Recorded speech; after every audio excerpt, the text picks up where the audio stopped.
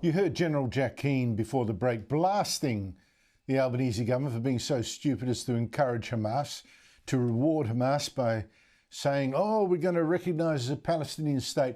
In fact, Israel's foreign minister was also furious overnight with countries planning this, not just us, but France, Britain and Canada. And he made the point that this has encouraged Hamas to now break off peace talks.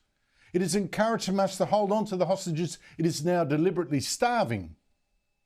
There are countries that acted also in this building to pressure Israel instead of Hamas during sensitive days in the negotiations by attacking Israel, campaigning against Israel, and their announcement on a recognition of the virtual Palestinian state. They gave Hamas free gifts and an incentive to continue this war. They directly assassinated the hostage deal and ceasefire. Let me be clear, these countries prolonged the war. And just to make his stupidity, his moral vanity project look even worse, the Prime Minister was asked today if he'd yet bothered to discuss his harebrained idea with, say, Donald Trump. After all, he's discussed it with Britain's Prime Minister, France's President, the Canadian Prime Minister. He's even rung the Jew-hating, Holocaust-excusing President of the Palestinian Authority, Mahmoud Abbas. And this was Albanese's silly reply to that question, claiming that not discussing this with Trump, or indeed with Israel's Prime Minister, this is just a matter of national sovereignty. Although apparently discussing it with everyone else is not. Will you talk to Donald Trump before you make a decision about Palestinian recognition?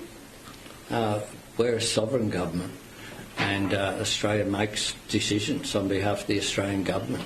I have long said that I want to see Israelis and Palestinians to be able to live side by side in peace and security.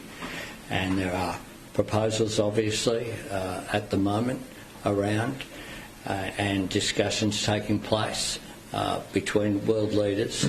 I think the entire international community is distressed by what we're seeing. Joining me is our Thursday regular guest, Nationals MP Barnaby Joyce, the former Deputy Prime Minister. Barnaby, great to see you again. Does it strike you as mate, I'm just beside myself with this, and for so many people not to see through this ridiculous, dangerous stunt.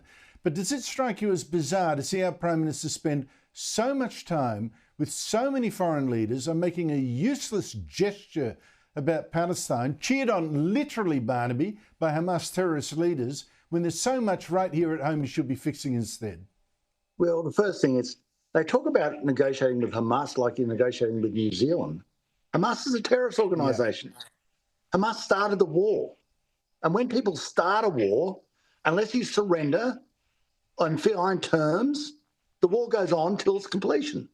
Now, Israel is a democracy, and I know that people got issues with what's happening with the settlers. I get that. And I know that nobody wants innocent people killed in Gaza. I get that. But it really is beholden on Hamas to release the hostages and to basically surrender. You can't negotiate with Hamas. In the meantime, that's happening. We've got metals industry, basically all our heavy industry is just closing down. We've got no manufacturing moving here, cost of living crisis. We've got massive issues, housing, homeless people. And do you really think Hamas cares about Anthony Albanese? Do you really think that anything he is doing is helping? It's not. It's creating massive distractions, helping nothing at home, and hurting the actual bona fide negotiations. It's just staggering. It is so staggering. This is an example of turning an issue into a moral parade, sort of a vanity parade. Look at me, me, me. It is not doing nothing for the facts on the ground over there.